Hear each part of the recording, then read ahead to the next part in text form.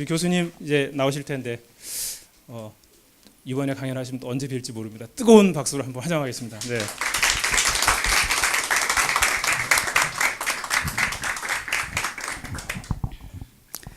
뭐 이게 그 작별 예식까지 포함해서 해야 되나요? 이번에 안 하면 언제 뵐지 모르니까 저 내년 여름에 와요. 제가 얘기 들어보니까 그 아주 멀리서 오신 분들 어제 보니까 계셨던데요. 제가 몰랐네요. 그리고 그래서 오늘은 질문 받을 때 아마 어떤 분들은 기차 타고 가셔야 되는 분들도 계셨다고 그러고 또 먼 길 제가 오늘 어떤 분들 보니까 군산에서 운전을 4시간이나 해가지고 오셨어요. 그래서 오늘 질문 받을 때는 혹시 이제 미리 기차 시간이나 또 너무 오랫동안 운전하셔야 되기 때문에 미리 가시는 분들부터 제가 받아야 되겠다 그런 생각이 들었습니다. 그리고 제가 아까 여기 당산역에 내려서 이제 이렇게 나오려고 그러는데 어떤 분이 교수님 부르더라고요. 근데 어제 오셨던 분인데 어제 사진을 찍고 싶었는데 찍지 못하셨다고 그래서 오늘은 그럼 꼭 찍으세요. 근데 팔짱을 끼고 가도 돼요. 그래서 제가 처음 짧은 9번 출구에서 나오는 짧은 시간인데 그분하고 팔짱을 끼고 왔는데 참 기분이 좋았어요. 근데 그래서 우리 한국의 이제 어떤 특유한 그런 거죠. 다른 데서는 상상할 수 없는 여자끼리여도 문제고 남자 여자도 문제고 여자끼리여도 저 사람들 레즈비안인가 이제 그럴 거고 근데 제가 그 이래봬도 저기 당산역 9번 출구에서부터 여기까지 팔짱을 끼고 온 사람입니다. 어쨌든 그렇게 뭐라 그럴까 저를 그렇게 반갑게 생각하시고 그러는 거 저에게는 다 정말 소중한 선물이에요.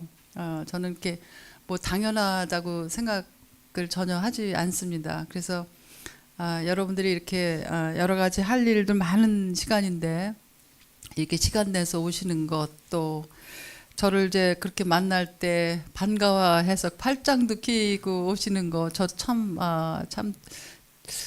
전혀 생각하지 않았던 그런 굉장히 뭐랄까 행복한 느낌 순간적이지만 이렇게 팔짱을 끼고 싶어하는 사람이 있다는 게 얼마나 좋은 건가 그래서 참 즐거웠습니다. 우리 팔짱 끼신 분 어디 있어요? 고마워요. 그렇게 용기 있게 팔짱 끼고 가고 싶다 그래서 사실 하고 싶은데 말 못하는 경우 많잖아요. 그래서 저에게 예상하지 않았던 그 어떤 선물처럼 제가 팔짱 끼임을 당하면서 즐겁게 왔습니다. 오늘 여기 오는 길에. 오늘은 제가 오전에 이제 어디 다른 데 가서 그 한국 Y 가서 이제 강연을 했어요. 그래서 거기서 이제 목을 많이 써서 제가 사탕을 지금 물고 있는데 감기 뒤끝이거든요. 근데 어쩌다 목을 기침에도 여러분들 신경 쓰지 않으셔도 됩니다. 그리고 저 사람은 왜 저렇게 사탕을 물고 있나? 이제 기침 안 나지 말라고 했습니다. 매번 지난 여름에부터 참석하신 분들도 계시고 또 어제 처음 오신 분도 계시고 또 오늘 처음 오신 분도 계세요. 그래서 사실 데리다라고 하는 이제 어떤 큰 글쎄 산맥이라고 그럴까요? 너무나 그 깊고 넓은 사람에 대해서 매번 소개하는 것도 사실 불가능한 거지만 그렇게 소개를 꼭 받지 않아도 나는 된다고 생각을 합니다. 데리다 같은 경우 무슨 기승전결이 있어가지고 처음에는 이걸 알아야 되고 그 다음에는 이거 알아야 되고 그런 게 사실 없어요. 제가 오늘 저녁 식사하면서 그런 얘기를 어떤 분하고 잠깐 나눴지만 데리다의 글들을 읽어보면 제목을 여러분들이 혹시 보지 않으면은 이 사람이 도대체 지금 무슨 얘기 하려고 지금 뭐가 초점이지 그렇게 생각하는 글들이 참 많습니다. 무슨 서론은 나는 지금부터 이러이러한 얘기를 할 것이다. 이런 서론 본론 결론 이런 게 없어요. 어디가 서론이고 어디가 본론이고 이런 개념 자체가 여러분들이 그런 기대를 하고 읽기를 하시면은 한국말을 읽어도 영어를 읽어도 프렌치를 읽어도 지금 이 사람이 지금 뭐 하는 건가 전혀 모르게 됩니다. 그러니까 우리가 책을 읽을 때에 기대하는 기대 자체를 바꿔버려야 돼요. 그래서 제가 뭐 데리다에 대한 무슨 서론적 이해, 무슨 뭐 이런 거보다도 데리다 자신도 어제 제가 얘기를 했지만 한 사람에 대해서 알려면은 그냥 그 사람이 쓴 글 한 줄이라도 가지고서 그거를 계속 씨름하는 거예요. 그리고 그 한 줄이 어떤 것과 연결이 돼 있으면 그 연결된 것을 찾아가서 그걸 또 보는 겁니다.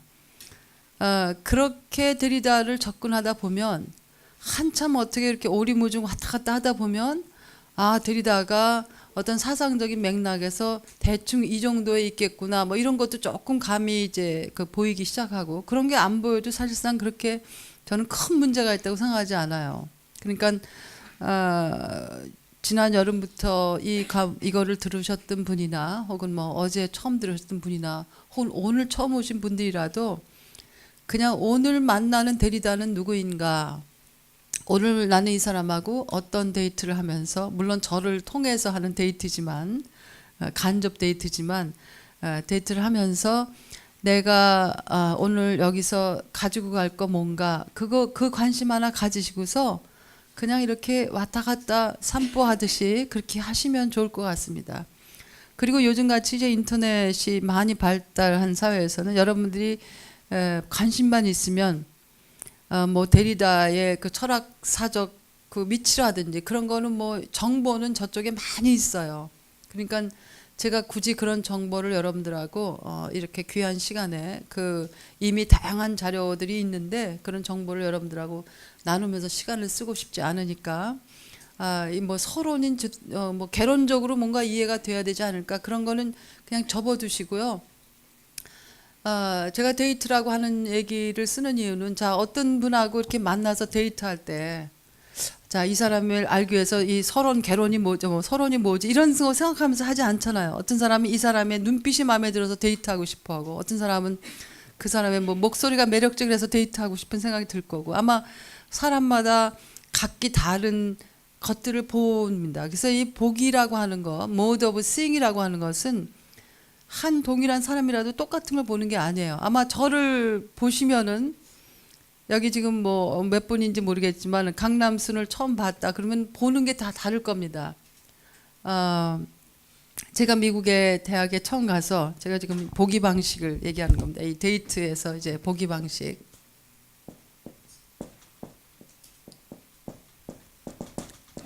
제가 영어로 쓰는 이유 중에 하나는요, 여러분들에게 이런 개념들을 그냥 낯설게 하기 위해서 그래요. 제가 여기다가 보기 방식 그러면은 우리가 너무나 익숙한 그런 용어들이잖아요. 그래서 이 정도의 영어는 뭐 여러분들이 그렇게 뭐 다 아실 수 있을 거라 생각이 들어서 낯설게 하기 위해서 우리가 일상적으로 쓰지 않는 그런 이제 언어로 쓰는 겁니다. 이 낯설게 하기가 저는 굉장히 중요한 하나의 사람을 만날 때도 그렇고 또 어떤 새로운 개념들을 찾아낼 때도 중요하다고 생각해요. 그래서 늘 읽는 책들을 뭐 예를 들어 성서 읽는 거 좋아하시는 분 있다면은 성서를 낯설게 하고서 읽어보세요. 낯설게 하는 방식 중에 하나는 언어를 다양한 걸 읽는 겁니다. 또 번역본도 익숙한 번역이 아니라 번역이 익숙하지 않은 번역들을 읽어보고, 그래서 가능하면 뭐 예를 들어서 영어 성서도 다양한 그 번역들이 있거든요. 제가 많이 즐겨 인용하는 것 중에 하나 이제 인클루시브 성서가 있어요. 거기는 언어를 신도 이제 무슨 뭐 남성으로 쓴 게 아니라 이제 포괄적 언어, 인클루시브 랭귀지라고 하죠. 남성 여성의 그런 젠더를 넘어서는 언어들. 그리고 이제 뭐 족보, 마태복음의 족보도 여기 이제 익숙하지 않으신 분들은 계실지 모르겠는데 남자 이름만 나오고 누가 누구를 낳았다 그러면은 남자가 누구 낳은 것만 나와요. 그러니까 되게 아기를 다 여자들이 낳잖아요. 근데 여자 이름 다 빠져 있어요. 마태복음의 족보 보면. 그 제가 보는 그 인클루시브 그 성서에는 그렇게 남자와 여자 이름이 다 나옵니다. 누구와 누구가 누구를 낳고. 그래서 역사적 사료가 밝혀지지 않은 이름은 빠져 있지만 사료가 분명히 나와 있는 것은 남자와 여자 이름이 이제 다 있어서, 소위 그런 의미에서 인클루시브 바이블인데, 그게 이제 캐톨릭 그룹에서 나온 그 성서예요. 그래서 이 바티칸은 그 성서를 정식 성서라고 인정하지 않겠다 그렇게 이제 선언했어요. 왜냐하면 거기 다 이제 그 젠더 인클루시브 랭귀지가 많으니까 그게 이제 전통적인 성서적 번역을 그리고 뭐 아들아 뭐 잠언에 이런 게 나오면은 거기는 아들과 딸들아 그렇잖아. 옛날에 그냥 브라더스가 어떻게 사람이 이 호칭의 대상이 늘 남자만이잖아요. 성서에 보면. 근데 거기에 이제 여자들 이제 딸들도 들어가고 그래서 그런 인클루시브 랭귀지가 들어가 있는 성서도 보시고 이게 사실은 낯설게 하기의 방식이에요. 자기에게 익숙하지 않은 언어로 보는 것. 그래서 제가 가끔 이렇게 자꾸 영어 같은 거 쓰는 거는 뭐 미국적이라서 그런 게 아니라 여러분들에게 가능하면은 좀 낯설게 하는 방식으로 그 개념들을 기억하시도록 그렇게 하는 의도가 있습니다. 제가 여기 한국에 오기 전에 벨기에 한 일주일 있었어요. 거기 학교가 있어서 거기 가 보니까 뭐 세 나라 말, 네 나라 말 하는 거는 그냥 아무것도 아니에요. 우리는 그냥 한국말 아니고 다른 나라 말 하나만 하는 것도 그렇게 아주 힘들어하는데 거기 있는 유럽에 있는 사람들은 다 이제 그런 라틴 그 용어 언어들이니까 뭐 불어 무슨 뭐 더저 그 네덜란드 말 뭐 독일어 뭐 이런 거 그냥 이렇게 대충 해서 세 나라 말, 네 나라 말들은 그렇게 그냥 보통 사람들이 많이 쓰더라고요. 그래서 우리 특히 뭐 어디 가면은 다 영어를 써야 되니까 가끔 제가 언어들을 이제 영어로 하는 거를 속으로 강남수 교수님 역시 서구화됐다 이렇게 생각하지 마시고 새로운 개념들 낯설게 하는 방식으로 이해를 해주시면 좋겠습니다. 데리다에 대한 아주 전형적인 하나의 비판 중에 하나가 데리다 사상이 어제도 얘기를 했지만은 특히 해체 개념이 이제 해석적 테러리즘이다. 허메니틱 테러리즘이라고 하는 비난을 받습니다. 비판을 받아요. 그리고 탈정치적이다. 그런 비판을 받는데 사실은 그거는 데리다에 대한 이런 비판을 하는 사람들은 데리다를 진짜 읽지 않았다라고 이제 이쪽에서는 비판을 합니다. 정말 데리다를 읽었다면은 데리다의 해체가 그 해석적 허메니틱 테러리즘이 아니라 오히려 훨씬 더 이 생명을 사랑하는 그 마음 또 이 정의를 사랑하는 것 그것이 아니면은 할 수 없는 것이 바로 해체다. 그래서 해체를 파괴라고 동일시 생각하면서 이 해체 디컨스트럭션이라고 하는 것이 이제 해석적 허메니틱 그 테러리즘이라고 하는 것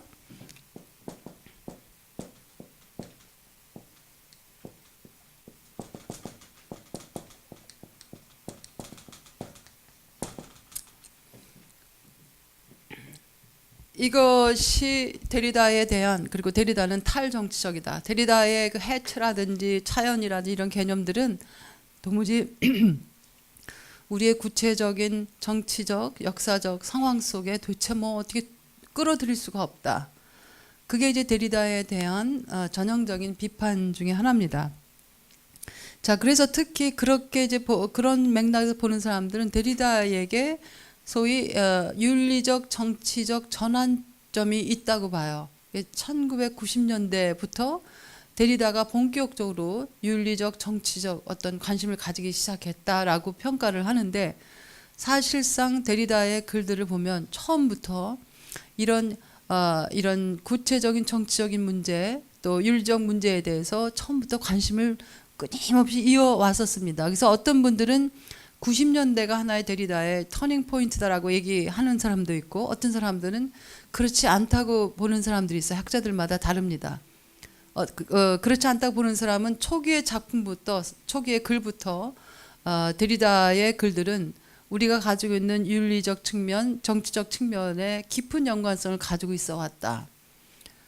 그것이 표면화되기 시작한 거가 1990년대 이후라고 할 수는 있겠지만 그렇다고 해서 그 이전에는 그런 관심이 하나도 없다가 벼랑간에 그 관심이 생겼다. 그거는 데리다에 대한 그 어떤 깊은 독서를 하지 않았기 때문이다. 이제 그렇게 평가하고 있습니다. 자, 보는 방식에 따라서 어떤 평가를 할 것인가 그거는 이제 여러분들에게 달려 있는데 자, 오늘 주제 중에 하나는 사실은 이 데리다가 법의 힘이라고 하는 Force of Law라고 하는 이제 유명한 글이 있는데 거기에서 이 정의의 문제를 또 법의 문제를 아주 본격적으로 세부적으로 다룹니다. 자, 그런데 여러분들 정의하면은 뭐를 생각하세요? 정의하면 떠오르는 어떤 그 관계된 경험. 사실 정의라는 말은 사랑이라고 하는 말처럼 너무나 도처에 있는데, 근데 그게 진짜 뭘까를 아는 거는 쉽지 않아요. 여러분들 뭐 사랑이 뭔지 아세요? 사랑이 뭐예요? 잘 모르겠어요. 네, 누구 사랑이 뭔지 아시는 분 한번. 데리다를 이해하는데 하나의 중요한 그 데리다가 잘 쓰는 그런 그 패턴이 있어요. 영어 책에 보면은 데리다가 잘 쓰는 패턴들이 뭐냐 하면은 이게 뭐 그걸 영어로 하면 이제 더블 제스처라고 그러는데 한편으로는 하고서 그다음에 또 다른 한편으로는 이 말을 꼭 씁니다. 한편으로는 그리고 또 다른 한편. 그래서 on the one hand 그러고서 쫙 얘기하고 그렇지만 또 다른 편으로는 on the other hand 그러고서 해요. 그래서 이 더블 제스처를 통해서 어제 잠깐 얘기를 했지만 읽기에서 과제가 있다고 그랬죠. 하나는 1차 어제 오신 분들 오늘 어제 오시지 않은 분들은 지금 내가 저 사람 무슨 얘기하나 하겠죠. 어제 이제 1차 읽기와 2차 읽기라고 그랬어요. 1차 읽기에서는 뭐를 한다 그랬어요.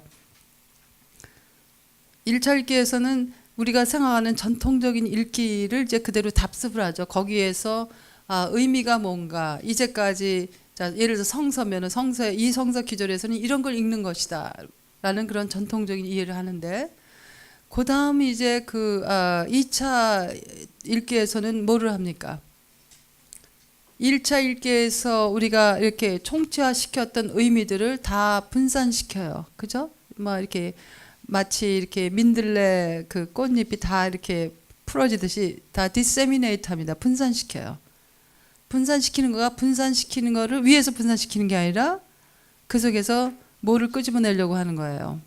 자, 두 가지를 또 어떻게 해야 된다고 그랬는데 하나는 문제 제기를 하는 것, 컨테스테이션 하는 것. 그 다음에는 그 속에 있는 어떤 생명력 있는 씨앗들을 승인하고 인정하는 것. 자, 이런 작업들을 거치는데 읽기에서 어제 우리 같이 있었던 분들도 제가 다른 방식으로 얘기하니까 저 얘기 어저께 한 건 맞아 이제 그런 생각 들으실 것도 있을 거예요. 그건 뭐 전혀 이상하지 않습니다.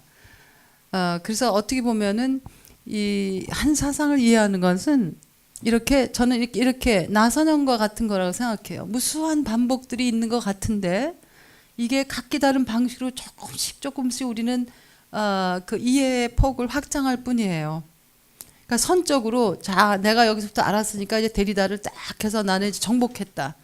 처음도 없고 끝도 없습니다. 처음도 없고 끝도 없어요. 여러분 제가 아까 사람을 얘기를 들었는데 미안해요. 앞에 앉아서 이렇게 앉아서 자꾸 이게 괜찮아요? 예. 네. 자 성함이 어떻게 되세요? 유한샘. 자 여기 유한샘이라는 존재가 있어요. 내가 이 존재를 알고 싶어요. 그러면 이 사람을 아는데 자 1. 뭐부터 알아야 되나 2.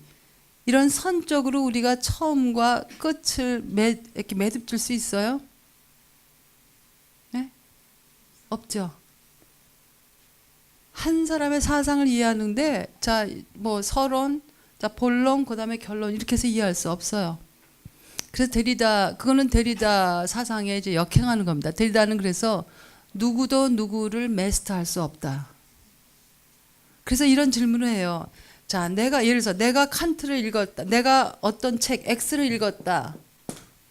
라고 할 때 이 X를 읽었다라고 하는 의미는 도대체 뭘까? 우리는 그런 질문을 하지는 않아요. 그죠?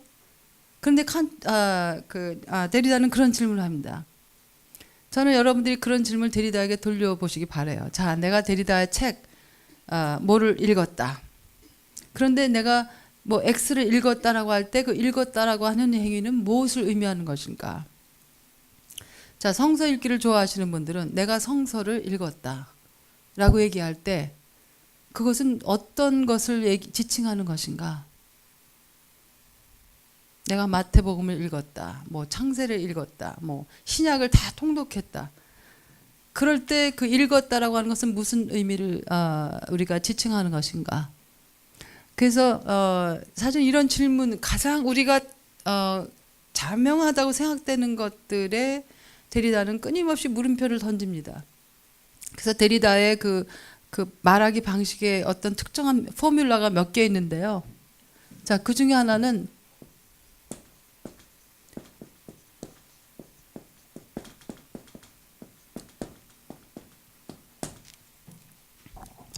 예를 들어서 읽기라고 하는 거, 그러니까 what constitute X, 뭐 그 X에다 여러분들이 모든 걸 다 집어넣어도 돼요.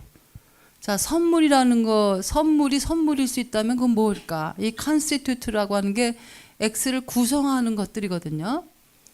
그래서 what constitute X 그러면은 이 질문은 굉장히 근원적인 질문으로 우리를 초청해요. 자, what constitute love 하면은 사랑을 사랑이라고 부를 수 있는 것을 구성하기 위해서 뭐가 필요한 것인가? 뭐를 사랑을 사랑이라고 부를 수 있는가? 또 여기 X에다가 선물을 집어넣으셔도 되고 여기 선물, 데리다에게 굉장히 중요한 개념 중에 하나가 이제 선물, 여기 선물, 환대, 또 종교, 용서, 뭐 정의도 마찬가지고요. 다양한 개념들이 가지고 있는 하나의 패턴이 있어요. 이 끊임없는 하나의 그 근원적인 질문으로서 오늘 같은 경우는 이제 여러분들이 우리가 씨름해야 될 거가 정의를 이루는 건 대체 뭔가? What constitutes 그 justice? 그 질문으로부터 시작을 합니다. 그래서 그 데리다 같은 경우는 그런 얘기를 해요.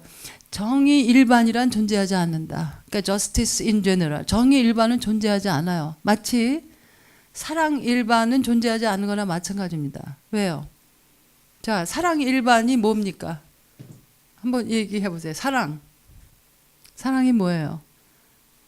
나는 너를 사랑한다 라고 할 때 그 사랑은 어떤 상태를 가지고 우리가 사랑이라고 규정할 수 있는가? 여기는 누구도 굉장한 답을 내줄 수가 없습니다. 그게 이제 소위 포스트 모더니즘의 선상에서 데리다가 서 있어요. 우리가 모더니즘의 사유 방식 속에 있다면은 소위 큰 대답들, 큰 이론들 가지고서 사랑은 이것이야. 그러고선 이 위에서 쫙 규정해 주면은 그게 이제 사랑이 되는데 가만히 그걸 보다 보니까 이제 포스트 모더니즘의 그 모더니즘에 대한 비판이 그런 거 아닙니까? 소위 이런 거대 담론들, 큰 이론들이 사실은 무수한 작은 것들을 다 묵살시켜 버렸다. 그래서 그런 것들을 만들어내는 사람들이 대개 그 사회에 이제 권력을 가진 사람들인데 그 권력을 가지 못한 사람들, 백인이 아니라든지 또 뭐 기독교인이 아니라든지 또 남성이 아니라든지 소위 정상적인 몸을 가지지 않은 사람들이라든지 또 성적으로도 이제 이성애적 성적 아이덴티티가 아닌 사람들이라든지 이런 사람들이 소위 비정상이거나 혹은 소위 이 주변부 있는 사람들의 경험들은 반영이 안 된다는 거예요. 그래서 이 질문들은 굉장히 중요한데 그 데리다가 포스트 모더니즘의 줄기 속에 서 있는 사람이라고 하는 것을 엿볼 수 있는 것 중에 하나는 데리다는 스스로 뭐 나는 포스트 모더니스트다 이런 얘기 하지 않았어요. 근데 그 사람이 가지고 있는 하나의 줄기를 보면 이런 거대 담론이 가지고 있는 그런 억압성들, 폭력성들에 저항하는 겁니다. 그래서 데리다가 왜 정치적이냐, 탈정치적이 아니냐 하면은 데리다가 저항하려고 했던 것은 그 저항하려고 했던 것의 정체가 뭐냐면은 그런 거대 담론들, 형이상학의 구조들이 무수한 작은 것들을 억눌러 왔기 때문에 그런 것들을 이제 저항하는 거죠. 거기에 이제 그 디컨스트럭션의 의미가 살아 있습니다. 그래서 이렇게 어제 얘기를 했죠. 이 디컨스트럭션은 이렇게 뭉뚱그려 가지고 이렇게 자 이것은 이것이야라고 총체화시키는 것을 이 담아낼 수 없는 것을 담아낼 수 없다고 보는 거예요. 자 어제도 얘기를 했지만 여러분들이 지금 무슨 얘기하는 거지 그렇게 해도 하나도 뭐 괜찮습니다. 그죠? 이게 데이트하는 사람들이 저 사람이 무슨 얘기하는지 모를 때도 있잖아요. 그래도 뭐 그렇다고 해서 배랑 간에 저 사람에 대한 데이트 감정이 사라지는 거 아니잖아요. 그러니까 서로 모르는 얘기 잠깐씩 해도 괜찮아요. 그러니까는 나 지금 저 얘기 몰라. 저 얘기 모르면 그 다음 진행이 안 돼. 그러실 필요 전혀 없습니다. 그냥 모르는 얘기가 있으면 그냥 그런 대로 그냥 이렇게 넘어가면 괜찮아요. 그러면서 여러분들의 그 어떤 마음속에 있는 어떤 갈망들, 여러분들 저는 뭐 그런 생각합니다. 여기 오신 분들 여기 온다고 뭐 무슨 굉장히 뭐가 생기는 거 아닌데 여기에 시간과 에너지를 들여서 여기 앉아 계시다라고 하는 것은 각기 다른 의미의 어떤 배고픔, 목마름이 있어서 왔다고 생각을 해요. 저도 그런 목마름이나 배고픔 때문에 이제 맨날 뭐 책 보고 공부하고 돈 별로 잘 벌지는 못하는데 맨날 일을 하는데 사실 그런 배고픔이나 목마름 때문에 여러분들이 오셨기 때문에 그런 거가 있는 한 어떤 거 뭐 이해 안 되는 거 그냥 그렇게 그냥 패스하시면 돼요. 괜찮습니다. 자, 이런 것들을 보시면서 정의라고 하는 것이 뭘까? 정의 일반. 그래서 justice in general이라고 하는 것.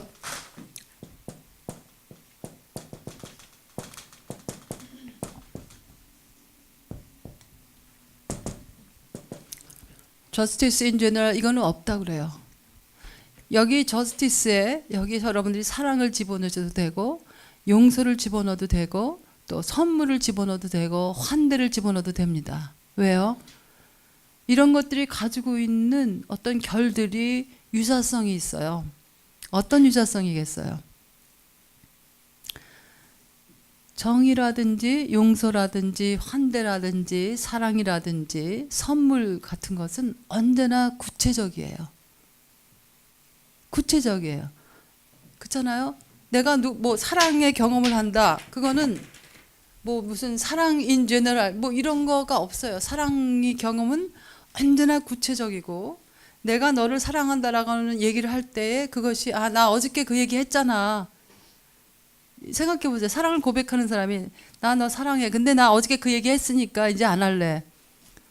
이러면은 사랑의 하나의 사건으로서 사랑의 의미가 그 순간에 죽어버려요.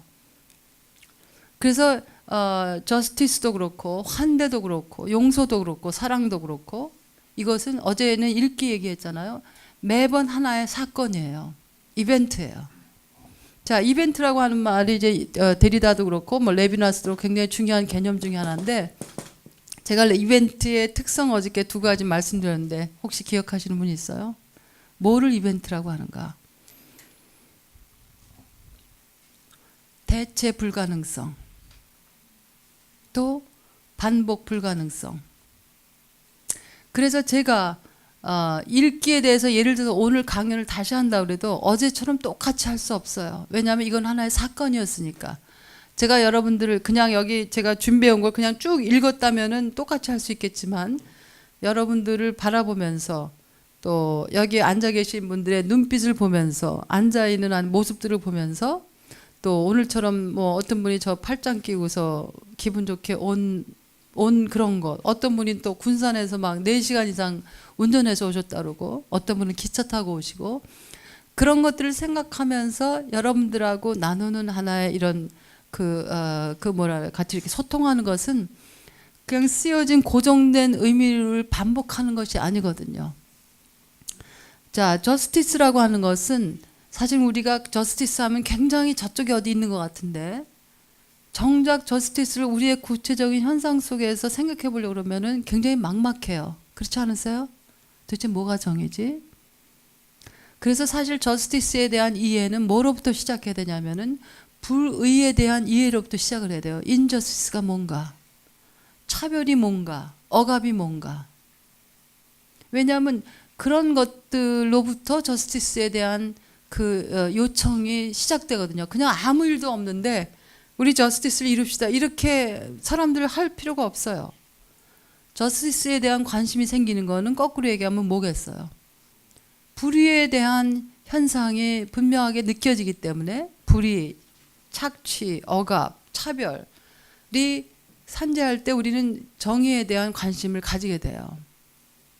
그렇기 때문에 저스티스 일반이 없다라고 하는 의미는 뭐냐면 우리가 저스티스에 대해서 얘기할 때 매번 그것은 하나의 사건이에요. 그래서 데리다는 그런 얘기를 해요. 정의하고 법을 어떻게 볼 것인가.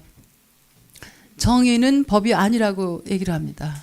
그래서 우리 한국말에는 이제 그런 게 없는데 대문자 소문자가 없으니까 이거를 참 얘기하기가 참 쉽지가 않은데 데리다 같은 경우는 대문자 저스티스하고 그리고 대문자 법하고 소문자 저스티스 그리고 소문자 이건 복수예요.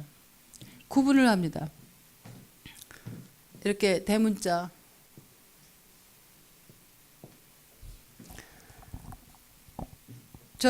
데리다가 해체는 정의다.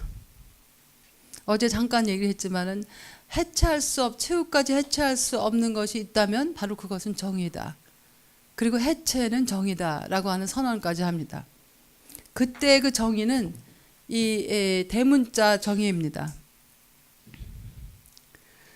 자, 사람들은 흔히 우리가 정의 얘기할 때는 그것이 법하고 유사한 동일한 말로 생각을 해요. 그런데 법이라고 하는 것은 우리도 그런 경험을 하고 있지만 자, 법이라고 하는 것은 그 안에 어떤 절대성을 가지고 있지 않아요. 법은 끊임없이 어떤 권력의 산물이기 때문에 어떤 특정한 법은 특정한 시대에 특정한 권력을 가진 사람들이 그 법을 만들었기 때문에 법이 정의와 일치하는 경우들은 참으로 드뭅니다. 그래서 이 정의는 언제나 법 너머에 있어요. 법 너머에 있는 게 정의예요. 그래서 데리다가 무슨 얘기를 하냐면 이 법관은 판사는 어떤 케이스에 대해서 판단을 할 때에 매번 마치 그것이 처음 있는 사건인 것처럼 그 사건을 대해야 된다. 예를 들어서 누가 뭐를 훔쳐가지고 붙잡혀 왔다고 생각을 한번 해봅시다. 예를 들어서 자, 은행 그 어떤 강도가 있었다. 자, 은행에서 돈을 훔쳤다라고 하는 객관적인 사실은 똑같겠지만, 자, 은행에서 돈을 강도짓 한 사람이 왜 그 강도를 했는가는 다 다를 거예요. 그래서 정말 좋은 법관이라면은, 자, 은행에서 돈 훔쳤으니까 너는 몇 년, 이게 정의가 아니라 매 케이스마다 처음 있는 것처럼 그 사건들을 대해야 된다는 거예요. 자, 어떤 사람은 자기 죽어가는 부모님을 고치기 위해서 뭐 돈을 훔칠 수도 있고요. 그죠? 정말 먹을 게 없어서 돈을 훔칠 수도 있고, 어떤 사람은 그 방탕한 생활을 하기 위해서 돈을 훔칠 수도 있고, 어떤 사람은 테러리즘을 준비하느라고 돈을 훔칠 수도 있고, 돈을 훔쳤다라고 하는 객관적인 사실은 동일하겠지만은 정말 좋은 법관이라면은 이것들의 이 내막까지 다 보면서 판단을 해야 된다는 거예요. 그래서 정의라고 하는 것은 우리가 가지고 있는 구체적인 그런 범주들, 뭐 정의 이퀄 뭐 법이다 이런 사유를 훨씬 뛰어넘어야 된다라고 하는 거죠. 그래서 이 데리다의 유명한 말 중에 하나가 어떻게 더 how 어떻게는 매번 발명돼야 된다. 그래요. The how must be invented by each at every moment. 그래요. 그러니까 한 케이스가 있다 그래서 그거 가지고 그냥 쫙 일괄적으로 하는 것 이거는 사실은 정의로운 법관이 아니에요. 어떻게 정의를 실현할 것인가는 매번 매 케이스마다 새롭게 그것을 만들어내야 돼요. 그래서 제가 강연할 때 어떤 분들은 가끔 이제 그럼 도대체 어떻게 하란 말이냐 그렇게 어떻게를 늘 대답을 원하는 분들이 계신데요. 저는 대답을 줄 수가 없어요. 자, 제가 이제 좀 있으면 용서에 대한 책이 나오는데요. 뭐 얼마 있으면 되게 이제 많은 분들이 그럼 용서를 하라는 거냐 말라는 거냐 아마 이렇게 쉬운 답을 원하실 텐데 저는 용서에 대해서 사실 우리가 용서를 할 수 있다 없다 그렇게 쉽게 얘기하려면은 뭐 책을 왜 씁니까? 그래서 용서가 무엇이 가능하고 무엇이 불가능한 것인가 불가능성의 용서에 대해서 사실은 얘기를 해요. 제가 이제 용서에 대해서 쓰는 거가 이제 데리다가 용서에 대해서 굉장히 많은 그 글들을 깊게 썼습니다. 그래서 우리가 흔히 생각하는 용서가 아닌 용서를 데리다 얘기해요. 용서할 수 없는 것을 용서하는 것이 용서다. 그래서 어제 얘기를 했지만은 가능한 개념들은 뭐라 그랬어요? 불가능한 개념. 아유, 복습 진짜 잘 외우셨네요. 가능한 개념이라고 하는 것은 불가능한 개념이다. 선물도 마찬가지고 용서도 그렇고 정의도 그렇습니다. 자, 그래서 조금 더 이제 구체적으로 정의에 대해서 들어가자면은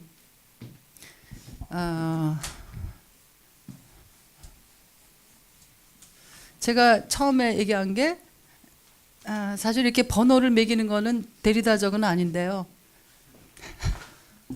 여러분들의 구조를 좀 여기 1번 데리다 같은 경우 1번 이렇게 하는 거 정말 싫어할 겁니다.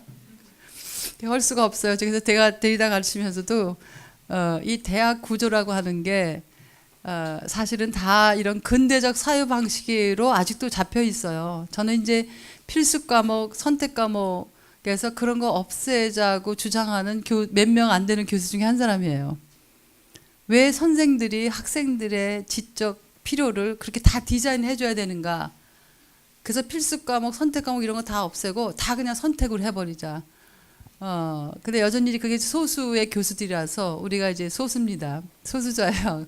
우리가 이제 몇 년에 한 번씩 이렇게 커리큘럼 뭐 이렇게 개정하고 그럴 때가 있는데, 그래서 많이 필수 과목의 숫자를 좀 줄였어요. 학생들에게 선택을 주기 위해서.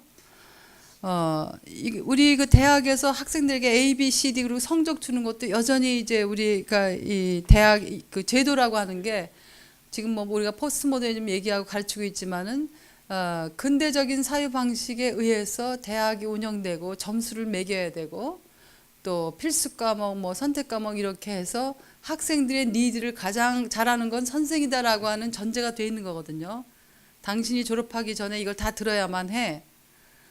그래서 저는 그거에 이제 저항하는 소수의 교수 중에 한 사람인데, 그래서 이제 전체적으로 바꾸진 못하지만 적어도 제 과목에서는 소위 선수 과목을 전혀 놓지 않습니다. 어떤 과목의 교수들은 이 과목을 듣기 위해서는 뭐 이걸 들어야 된다는데 저는 모든 과목에 그런 선수 과목이죠. 프리레퀴짓 그거 안 해놔요. 왜냐하면 이 배운다라고 하는 게 이렇게 선적으로 이거 먼저 배우고 그 다음에 이거 배우고 이러지 않거든요. 저는 그렇게 봐요. 제가 공부한 것들은 그렇게 선적으로 이거 먼저 알아야 되고 그 다음에 이거 알아야 되고 그렇지 않기 때문에 학생들이 전이해가 없는 게 어떤 때는 도움이 많이 될 때가 있어요. 굉장히 그냥 새 그릇으로 오거든요. 어떤 사람은 많이 배웠다고 하는 이제 많이 알았다고 하는 학생들이 오히려 더 어려울 때가 있어요. 자기가 안다고 생각하는 것이 늘 장애가 돼요. 내가 생각하는 대리단 저거 아닌데, 내가 읽은 책에 의하면은 대리단 저거 아닌데, 뭐 예를 들어서 그런 거. 그래서 제가 이제 이렇게 1번, 2번 하는 거는 사실은 이제 근대적인, 그래서 적절히 선생하기 위해서 적절히 이렇게 타협을 해야 되는 게 바로 그런 겁니다. 이걸 이제 여러분들이 오거나이즈 하기 좋게. 그래서 정의 일반, 이 불가능성 얘기를 했고요. 그 다음에 이제 우리가 생각해봐야 될 것 중에 하나는 자, 왜 정의 일반이 존재하지 않는가? 아까 왜 그랬죠? 이 정의라고 하는 것은 언제나 정황의 특정한 정황에 의해서 컨텍스트 스페시픽하기 때문에 그래요.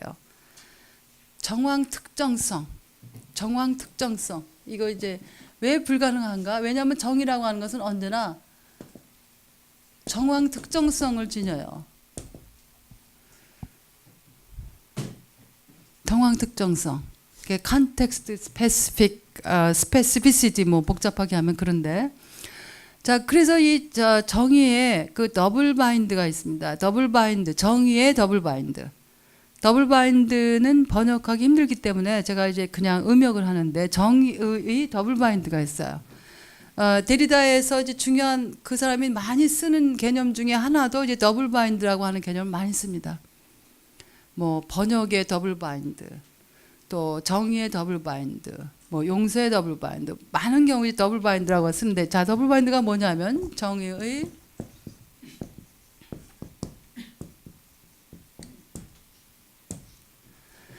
우리는 정의에 대해서 얘기해야 되고 그것을 끊임없이 구체적으로 실천하기 위한 필요를 가지고 있어요. 필요성.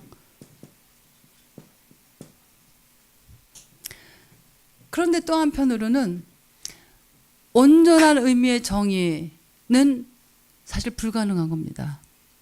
마치 그것은 사랑, 제가 그랬죠. 정의가 너무 부정적으로 느껴지면 사랑을 한번 생각해 보세요. 여러분들이 사랑하는 여러분들의 파트너, 여러분들의 가족, 여러분들의 친구, 그 사랑한다고 얘기는 하지만 그 사랑을 완벽한 의미에서 여러분들이 구현시키는 것이 그렇게 해본 적 있으세요? 누군가? 한번 손 들어보세요. 나는 그런 적 있다. 끊임없이 우리는 내가 사랑하지만 끊임없이 이것은 모자란다라고 하는 걸 알아요. 저는 그런데 여러분들은 안 그러신가요? 끊임없이 뭔가 남아 있어요. 그래서 이 불가능성의 영역, 번역도 마찬가지 않습니까? 번역이요. 자, 예를 들어서 시를 번역한다. 번역이 필요한데 제가 이제 데리다를 번역한 거 지난 여름에 와서 한국에서 책을 많이 사가지고 왔는데요, 미국으로.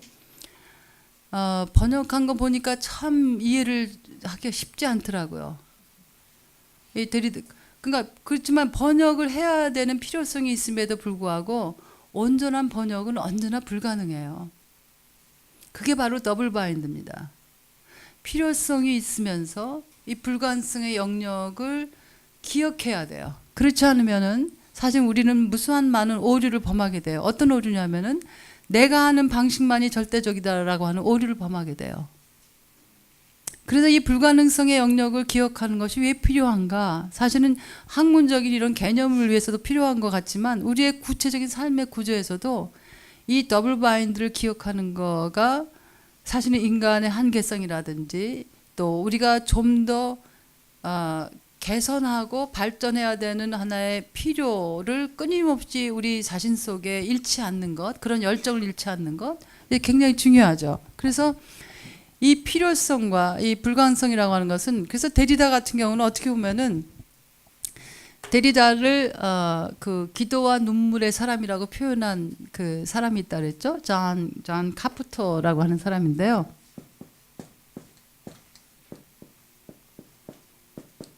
이분이 이제 데리다의 소위 이제 세계적인 전문가 중에 한 사람입니다. 존 카프터. 이분이 제 연구실에 왔었는데요. 제 연구실을 보더니 자기 연구실이 이랬으면 자기가 은퇴를 안 했을 것이다. 그렇게 이제 제 연구실을 굉장히 부러워하시더라고요. 근데 이분이 이제 우리 학교에 초청해서 와서 제가 이 사람을 하고 이렇게 대화 모임을 하는 걸 이제 제가 사회를 봤는데 제가 질문을 하나 하겠다 그랬어요. 그랬더니 이 세계적인 학자가 저한테 이메일을 보내면서 무슨 질문인지 힌트를 달래요. 그래서 제가 속으로 이 사람은 세계 곳곳을 다니면서 강연하고 그러는 사람인데 아니 뭐 질문이 뭐가 두려운 질문이 있어서 그렇게 힌트를 달라고 그래요. 물론 이제 굉장히 농담도 잘하시고 웃기기를 많이 잘하십니다. 그래서 저하고 여러 번 몇 가지 일들을 같이 했기 때문에 그래서 제가 당신이 누구인가라고 하는 질문을 할 것이다. Who are you? 근데 이분이 그날 이제 와가지고 이렇게 이제 스테이지에 둘이 앉았는데 이렇게 종이에다가 아마 비행기에서 쓰셨던 것 같아요. 뭐 이렇게 쓰고 이렇게 쓰고 그 질문에 답을 할 거를 이렇게 써가지고 오셨어요. Who are you? 하는데 뭐라고 이제 말문을 여시냐면은 이 질문에 답하는 것은 마치 미국에서 왜 이 분야 있잖아요. 디파트먼트에서 회의를 하고 나서 그 디파트먼트의 장이 돌아가서 한 2시간 회의를 하고 나서 돌아가서 요약해가지고 거기 학장에게 보고하는 거나 똑같다. 자, 2시간 동안 얼마나 많은 얘기들이 오고 갑니까? 근데 요약해서 보고한다라고 하는 것은 뭐예요? 사실은 무수한 결들을 다 빼뜨려야 돼요. 그러니까 내가 당신이 누굽니까? Who are you? 대답해봐라. 근데 이게 데리다가 했던 질문이었거든요. 데리다가 환대라고 하는 것을 어떤 분이 쓰면서 데리다에게 이제 처음 그 사람의 연구실을 갔는데 그 사람이 자기를 이렇게 바라보면서 Who are you? 물론 프렌치로 했죠. 그 질문 속에서 자기가 받았던 환대. 여러분들 그런 질문을 당하신 적 있어요? 이상하게 한국말은 당신은 누구예요? 이러면 좀 어색한데 영어로 제가 학생들 방에 오면 그런 질문 가끔 해요. Who are you? 그리고 눈을 쳐다보고. 근데 이 질문이 문지방 질문이에요. 사실은 당신 누구냐? 문지방 질문이 뭐냐 하면은 그 질문은 환대의 질문일 수도 있고 적대의 질문일 수도 있습니다. 자, 이 질문을 여러분들이 공항에 어느 나라, 뭐 특히 미국 같은 나라 공항에서 Who are you? 그러면은 이게 뭐냐면은 인베스티게이션의 대상이에요. 인터로게이션 하는 거예요. 취조하는 질문이에요.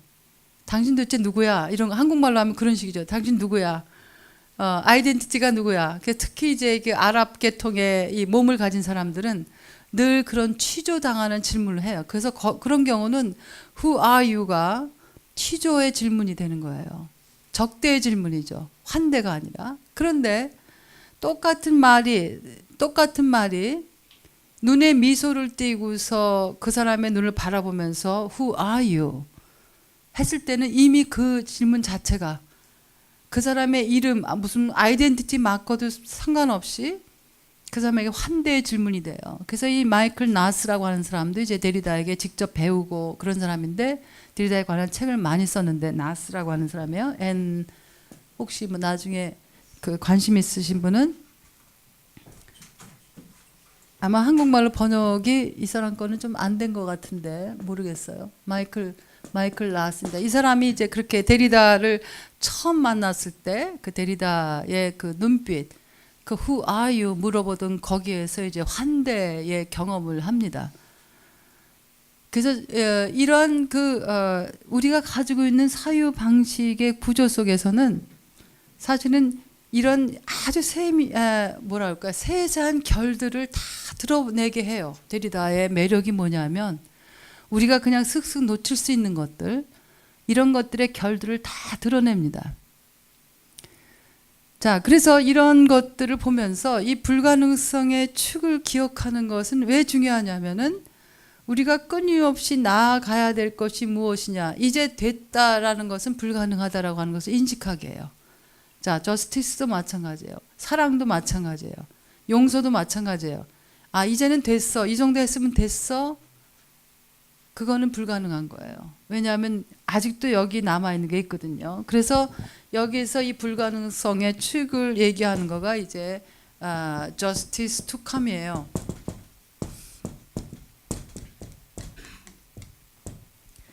자, 이거는 종교적 언어로 하면은 그 데리다 개념 중에서 이 투캄이라고 하는 것, 이 불가능성의 영역이라고 하는 것을 잘 드러낸 개념 중에 하나가 메시아주의 없는 메시아적인 것, 이런 표현이 있습니다. 메시아주의 없는 메시아적인 것. 뭐 방언 같으세요?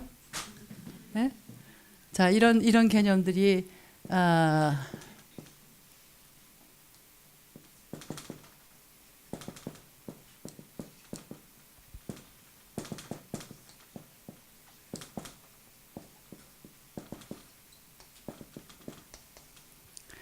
혹은 메시아닉 시디 아니면은 더 메시아닉 이렇게 부르기도 해요.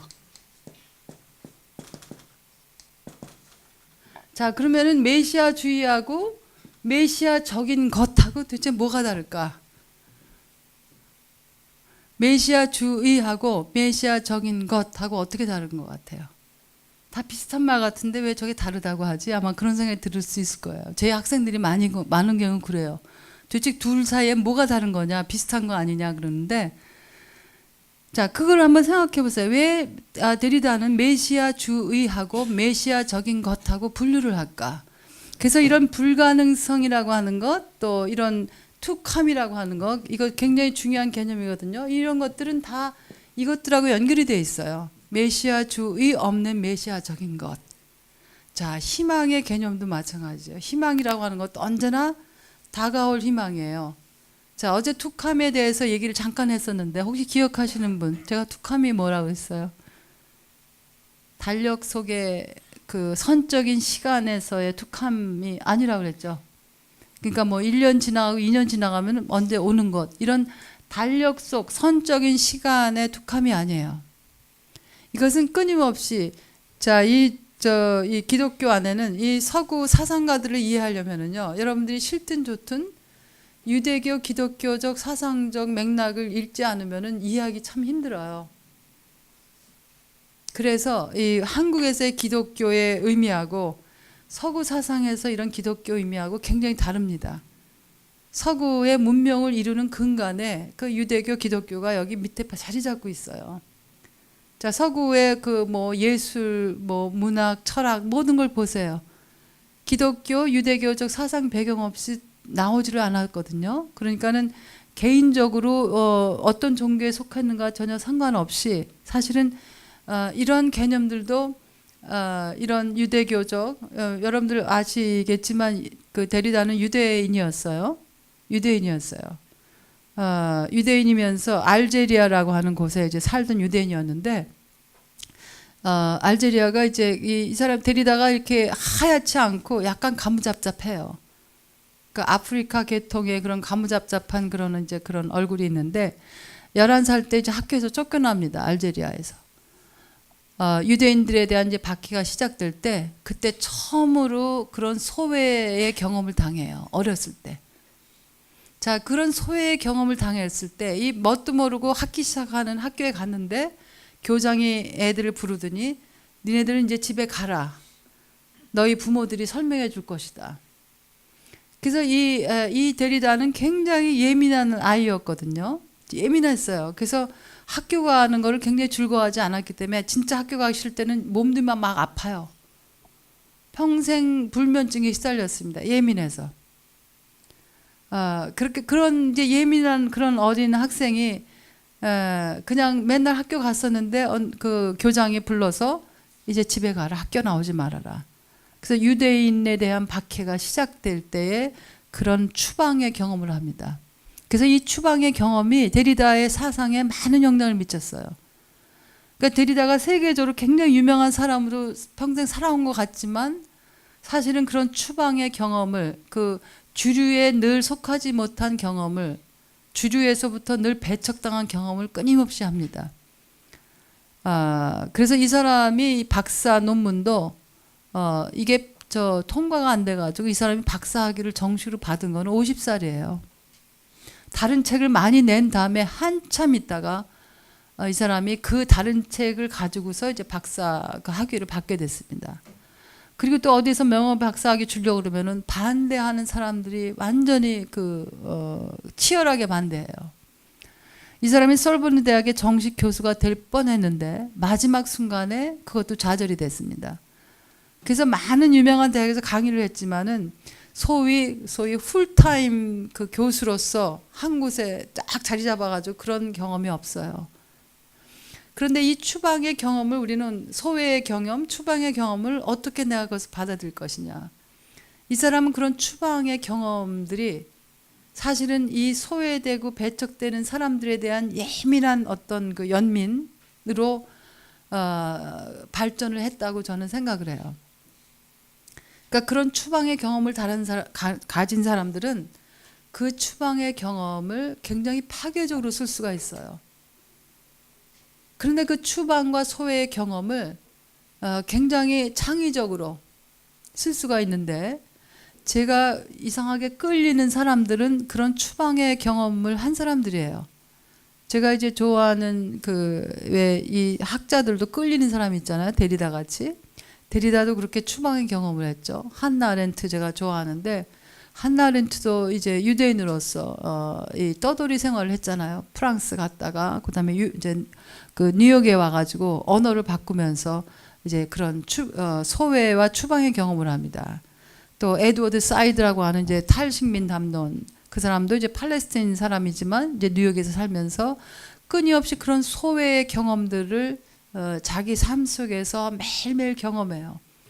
그런데 그런 소외의 경험들을 이 사람들은 아주 예리하게 다양한 의미에서 누가 지배하려고 하는가, 누가 그 지배에 의해서 희생을 당하는가, 그래서 그렇게 눌려진 목소리들을 어떻게 우리가 끄집어낼 것인가. 사실은 어저께 해체가 뭐의 작업이라 그랬어요? 사랑의 작업이라 그랬어요.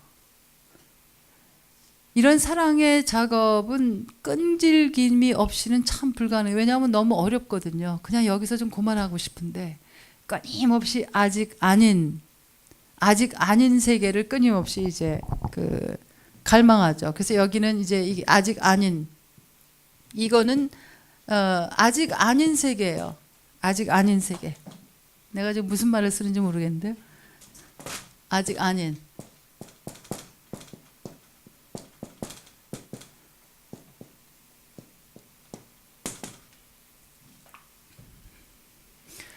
메시아주의라고 하는 것은, 자, 왜 메시아주의 없는 메시아적인 것 했냐면은, 메시아주의는 특정한 종교, 특정한 집단, 특정한 인물을 전제를 해요. 그런데 메시아적인 것은 아직 오지 않은 어떤 것을, 그런 특정한 어떤 그 소속된 것 없이 기다리고 갈망하고 그것에 대한 열정을 키워나가는 겁니다. 그래서 메시아적인 것, 메시아주의 없는 메시아적인 것이라고 하는 것은 어떤 의미에서 보면은 이 불가능한 것에 대한 열정을 얘기하기도 하고, 앞으로 와야 될 이 투컴, 다가올 도래할 세계에 대한 열정이기도 해요. 그 열정을 기억하는 것. 그래서 어저께 제가 그 미래를, 과거를 기억하는 게 아니라 미래를 기억한다라고 하는 것은 바로 이겁니다. 미래를 기억하는 것. 이 투컴의 세계를 기억하는 것. 되어야 될 세계를 기억하는 것. 그래서 세계라고 하는 것은 이미의 세계가 있고 이미 이루어진 세계, 아직 오지 않은 세계가 있어요. 그래서 이 에른스트 블로크라고 하는 독일의 이제 철학자인 사람은 이 희망의 원리라고 하는 책에서, 다스 프린집 호프능이라고 하는 희망의 원리라는 책에서, 굉장히 그 유명한 책입니다. 이렇게 두 권 책, 세 권의 책인데 거기에서 이 아직 아님의 의식의 중요성을 강조합니다. 아직 아님의 의식. 한국말로 하면 어색한 것 같지만요, 자꾸 이런 거 써보잖아요. 그럼 재밌어요. 저희 학생들은 이제 매번 이제 개념을 써서 내는 숙제를 해주는데, 이미 기존에 있는 말들이 자기의 생각을 드러내지 못할 때 그때 신조어를 만드는 거거든요. 그래서 데리다는 이 신조어를 많이 만들었어요. 사전에 나오지 않는 단어들. 어제 얘기를 했지만은 환대와 적대를 합쳐서 뭐 만들었다 그랬어요? 네, 적환대. 그래서 하스티피탈리티. 이게 스펠링이 뭐 잘못 쓴 게 하스티피탈리티.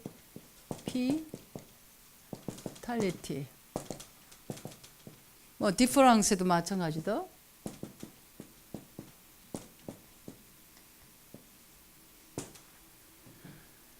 신조어를 만드는 이유는 기존에 있는 것이 가지고 그 사유를 담아내지 못할 때는 만들어내는 거예요. 그래서 제가 지금 여기다 뭐 not yet this 이거 하면은 이제 영어 스펠링 틀렸다고 빨간 줄이 이제 밑에 가겠지만은 그런 아직 오지 않음성, 이것이 이제 희망의 근거라고 하는 거예요. 이 에른스트 블로크 같은 사람은. 그러니까 이 메시아주의 없는 메시아적인 것은 사실은 어떤 특정한 종교의 무슨 교리를 실현하려고 하는 것도 아니고, 인간이 아직 오지 않은 세계에 대한 끊임없는 갈망과 열정을 키워내는 그 의식을 이제 메시아주의 없는 메시아적인 것. 그래서 이 데리다가 이제 그 막스의 유령, 막스의 망령이라고 번역되어 있던데요. Spectres of Marx라고 하는 책인데, 왜 막스를 다시 끄집어내는가? 그때가 막스주의가 이제 죽었다라고 선언되는 시대였습니다. 베를린 그 장벽도 다 무너지고, 막스에게서 보는 것은 바로 이런 희망의 근거들이에요. 메시아주의 없는 메시아적인 것. 그래서 지금은 이루어지지 않았지만 앞으로 이루어져야 될 세계들에 대한 희망의 단서들을 막스 속에서 보려고 하는 겁니다. 막스와 막스주의는 또 달라요. 자, 주의가 될 때는 거기에 이제 그 구조화가 생기고, 그래서 어제 제가 잠깐 말씀드렸죠. 예수하고 제도화된 종교로서의 기독교 사회는 언제나 거리가 있어요. 왜냐하면 제도화된 종교라고 하는 거, 제도화가 시작될 때는 자, 거기에 이제 시스템이 생기기 시작합니다. 자, 예수 때는 무슨 뭐 안수 제도가 있었겠어요. 예를 들어서 여자는 안 되고 뭐 남자는 되고, 이런 안수 과정에 몇 년 걸리고 시험은 뭐 봐야 되고 인터뷰 뭐 이런 거 하나도 없었잖아요. 예수 자체는 그런 거에 대해서 하나도 얘기를 안 했어요. 제가 그래서 우리 학교에서 뭐 그런 거 과목 얘기하다가 아, 예수님이 여기 와서 안수 그 시험 보고 그러면 다 떨어질 것 같다. 우리가 이제 그런 얘기를 했는데, 왜냐하면은 고정된 것을 다 외워서 그 사람들이 요구하는 답을 인터뷰할 때도 다 줘야 되거든요. 예수는 그런 거 못했을 것 같아요. 제도화된 종교가 가지고 있는 하나의 그 딜레마가 바로 그겁니다. 규정할 수 없고 고정시킬 수 없는 것을 고정시켜야 돼요. 자, 교리의 이름으로 고정시켜야 되죠. 또 시스템을 만들어 가지고 거기에서 조직을 만들면은 거기에 뭐가 생깁니까? 위계주의가 생겨요. 맨 위에 있는 사람은 누구고, 그 밑에 누가 있고, 그 밑에 누가 있고. 그래서 이 제도, 여기 지금 메시아적인 것을 예를 들어서 예수라고 본다면은, 메시아주의라고 하는 것은 이미 제도화가 형성이 된 구조예요. 특정한 종교적 배경, 특정한 인물에 대한 하나의 구체화된 형상들, 그런 것들 때문에 이제 메시아주의가 가지고 있는 이제 위험성이 있어요.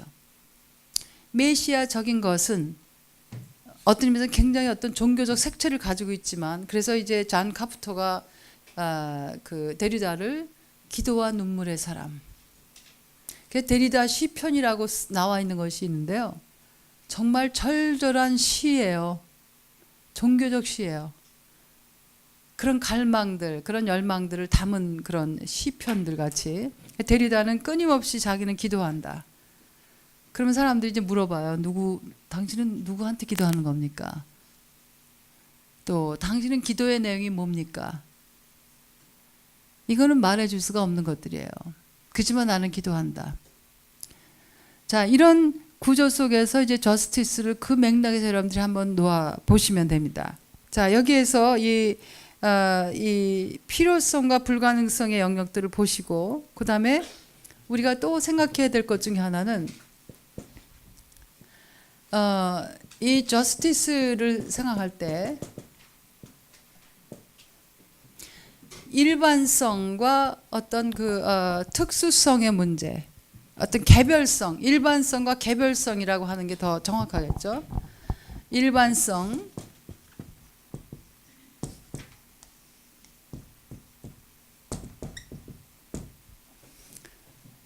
정의의 어떤 차원에서 일반성의 그런 구조들이 언제나 있어요. 우리 지금 한국 사회에서 지금 일어나고 있는 일들을 보시면은 정의라고 우리가 하는 것을 얘기할 때 일반성의 구조들이 있습니다. 어떻게 정치와 경제가 그렇게 결탁할 수 있는가. 예를 들어서 거기에서의 어떤 정치적 혹은 경제적 정의라고 하는 것은 어떻게 우리가 볼 수 있는가. 그런 일반성의 영역을 우리가 생각할 수 있습니다. 그런데 또 한편으로 우리가 고려해야 될 것은 개별성의 구조들이에요. 싱귤라리티.